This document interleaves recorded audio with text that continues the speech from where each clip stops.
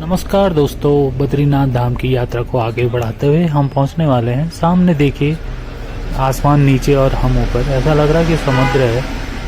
अगर देखें तो आसमान इतना नीचे आप वेरीनाग से तो नहीं देख सकते कम से कम।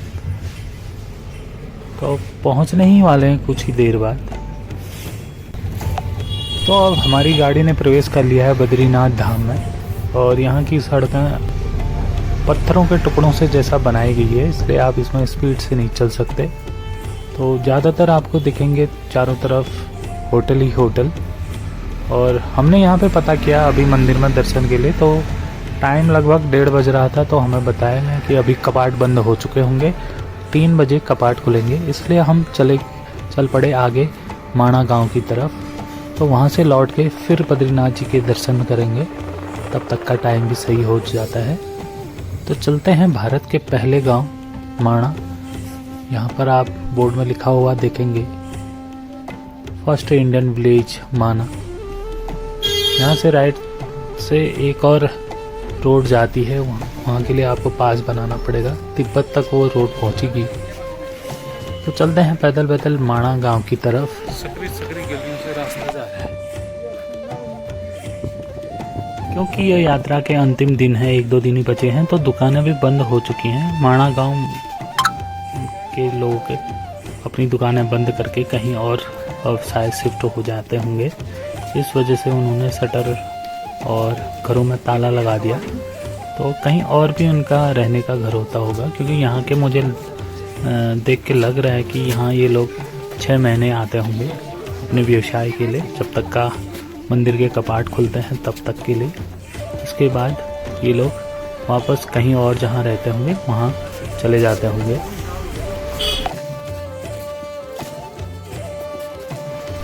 तो भैया, उत्तराखंड की खूबसूरत वादियों से घिरा हुआ है ये उत्तराखंड का पहला गांव। समुद्र तल से इसकी ऊंचाई है 3118 मीटर। कहते हैं कि इसी गांव से होकर पांडव स्वर्ग के लिए गए थे। यहीं आपको मैं दिखाऊंगा, भीम पुल भी बना है। भीम द्वारा एक ही चट्टान से एक पुल बनाया गया है, तो वो भी दिखाऊंगा आपको। और यहाँ पे पांडवों की और उनके साथ जो कुत्ता था उसकी भी मूर्तियाँ बनी हैं, तो वो भी मैं आपको दिखाऊंगा। स्वर्गारोहणी मार्ग वो है। तो यहाँ पर एक तिराहा मिल गया, जहाँ पर भीम पुल, सरस्वती धाम, केशव प्रयाग, गणेश गुफा, व्यास गुफा के लिए रास्ते जाते हैं। तो चलते हैं भीम पुल की तरफ, स्वर्गारोहणी मार्ग की तरफ। तो दोस्तों, ये गांव भारत चीन बॉर्डर पे होने की वजह से इसको भारत का पहला गांव भी कहा जाता है। इस गांव का नाम शिव जी के परम भक्त माणिक शाह के नाम पर रखा गया है। माणिक शाह की भक्ति से प्रसन्न होकर शिव ने ऐसा वरदान दिया था कि यहाँ जाने वाला हर व्यक्ति अमीर बन सकता है। और अब हम पहुँचने ही वाले हैं भीम पुल पे। सामने दिख रहे हैं पांडवों की मूर्तियाँ। स्वर्गारोहणी मार्ग, ऊपर कहीं सरस्वती उद्गम स्रोत भी है। यहाँ से 10 किलोमीटर लगभग ऊपर है, वहाँ तक तो नहीं जा पाएंगे हम। जैसे जैसे आगे बढ़ रहे हैं तो मन काफ़ी उत्साहित हो रहा है। काफ़ी ऊंचे ऊंचे पहाड़, और यहाँ पे आप देख सकते हैं भक्तों की काफ़ी भीड़ है। सामने पर राइट साइड में पहाड़ के नीचे एक और गुफा है, जहाँ पर बैठे हैं साधु बाबा। काफ़ी अंदर तक का ये गुफा है। तो अब हम पहुँचने ही वाले हैं भीम पुल पर।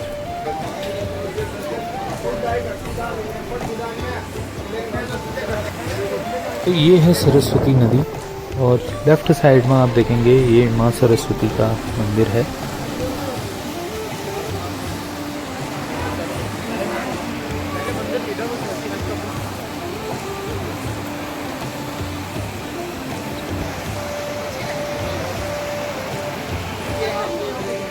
जिस जगह में मैं खड़ा हूँ ये है भीम पुल। ये पूरी एक ही चट्टान है, और जो भीम द्वारा बनाई गई उस चट्टान के द्वारा एक पुल है। अभी नीचे से भी दिखाऊंगा मैं आपको।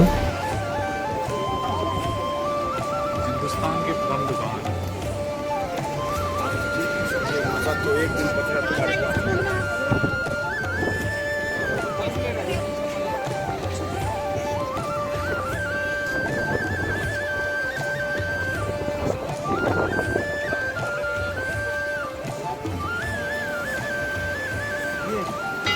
आए वही तो है। सीमेंट कर कल भी वहाँ से आए कि पत्थर है भीम ने फेंका ये भीम की उंगलियों के निशान देखो इस साइड से।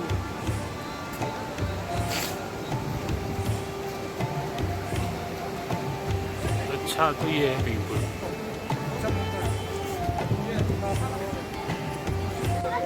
आसमान भी समुद्र जैसा लग रहा है। सुधीर सुधीर आ गया। चलिए जी, अब चलते हैं हिंदुस्तान की प्रथम दुकान पर। यहाँ पर ले लेते हैं थोड़ा चाय नाश्ता। हिंदुस्तान की प्रथम चाय की दुकान पर चाय दे दिया चाय साउल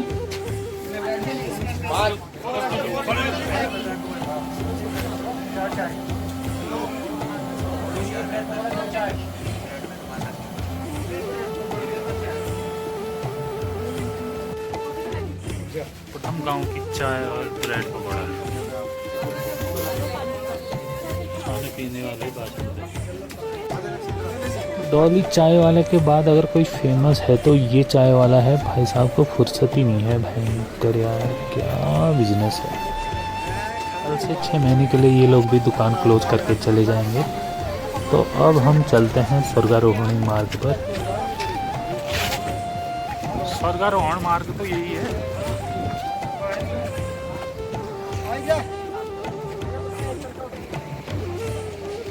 ये बंद कर दिया आजकल।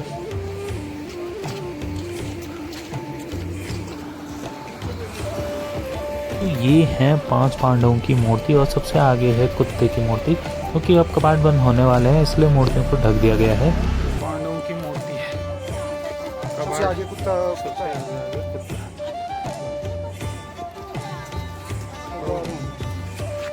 कपाट बंद हो रहे हैं तब जाके इनको भी बंद कर दिया। ठंडा दिया जा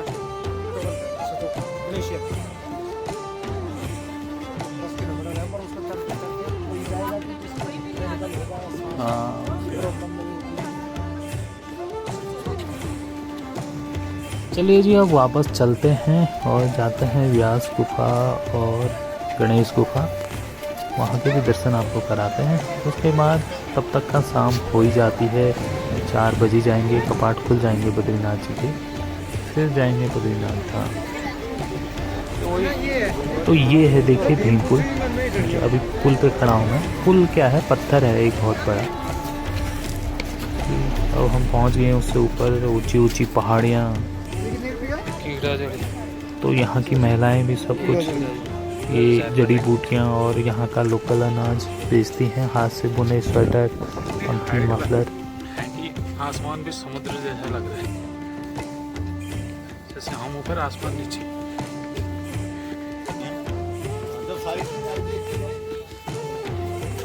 व्यास गुफा।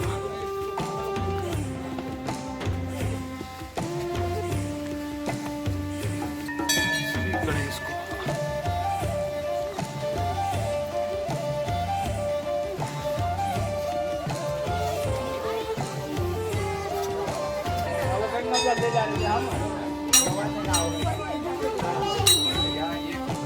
तो गणेश गुफा के दर्शन के बाद अब चलते हैं व्यास गुफा। और यहाँ पे व्यास जी ने 4 वेद लिखे थे। और व्यास पुस्तिका भी दिखाऊंगा। ये देखिए घरों की क्या बढ़िया कलाकारी कर रही है, क्या कारीगरी है लकड़ी में और पत्थर का, बहुत बढ़िया। तो ये देखिए व्यास पोथी के ऊपर जो पहाड़ दिख रहा है आपको, ये इसमें ये पन्ने हैं पुस्तक के। पहुंच गए हैं श्री वेद व्यास पर। श्री वेद व्यास का सत्यम सामने पे है व्यास जी की गुफा।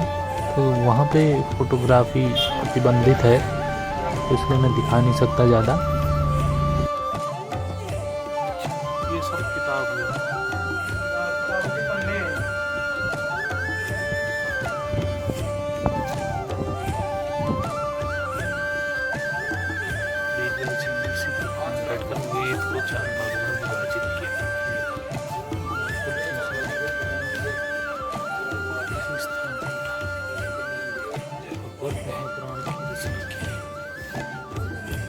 तो तो यहाँ से भी अब दर्शन करके बद्रीनाथ धाम की तरफ बढ़ते हैं। तो ये रास्ता है बद्रीनाथ मंदिर पहुँचने का और दोनों तरफ से दुकानें हैं और रेस्टोरेंट है। दूध का भी यहाँ बिकता है, कढ़ाई में उबलता हुआ दूध। और दोनों तरफ मूर्तियों की, क्रॉकरी की दुकान है, रेस्टोरेंट है।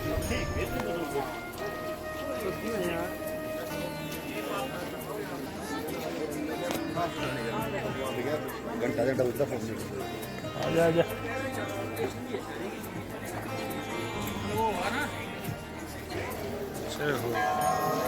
तो सामने पर है बद्रीनारायण जी का मंदिर।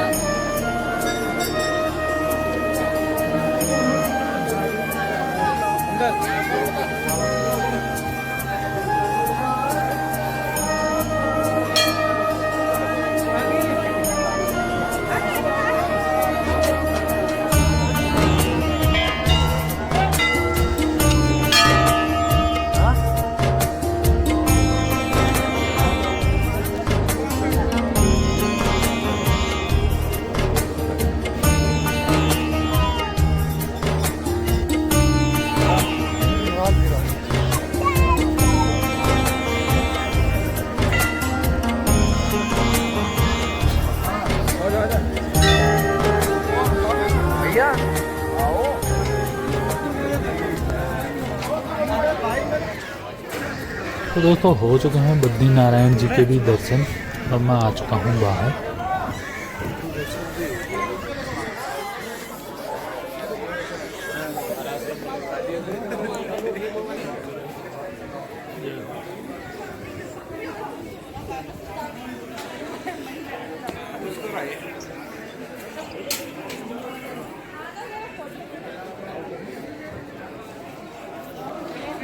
तो हो गए जी बढ़िया करके बद्रीनाथ जी के दर्शन।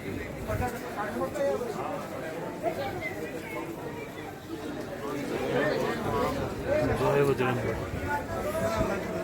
ये हाँ पर्ची काटे आरती के लिए कब? अभी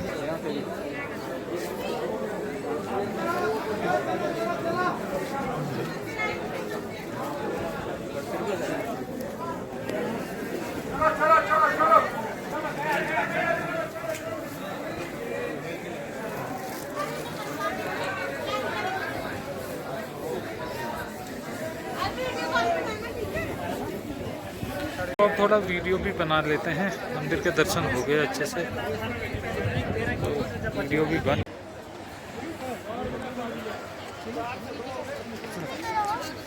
फिर भी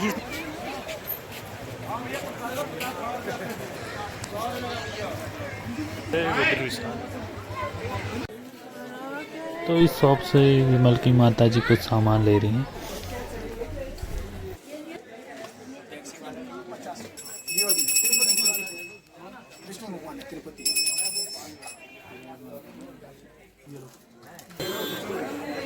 तो अब हमारा भी मन कर गया, ठंडा भी हो रहा है और थोड़ा कढ़ाई में उबलता दूध पी लें, थोड़ा सा ठंड से राहत मिलेगी। लेकिन दूध क्या बताएं, पूरा पानी और चीनी था।